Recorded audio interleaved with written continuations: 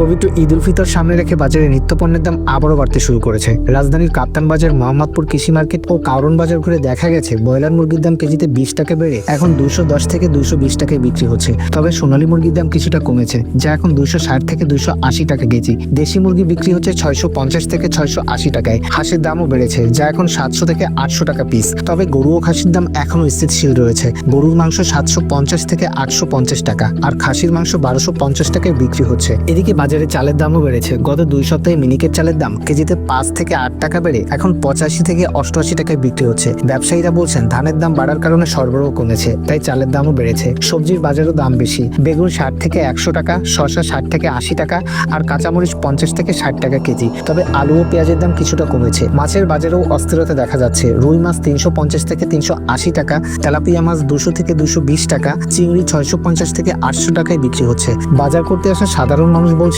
প্রতিদিনই দাম বাড়ছে, কিন্তু সরকারের তেমন কোনো নজরদারি নেই। ঈদের আগে এমন মূল্য বৃদ্ধি সাধারণ মানুষের কষ্ট আরও বাড়িয়ে দিচ্ছে।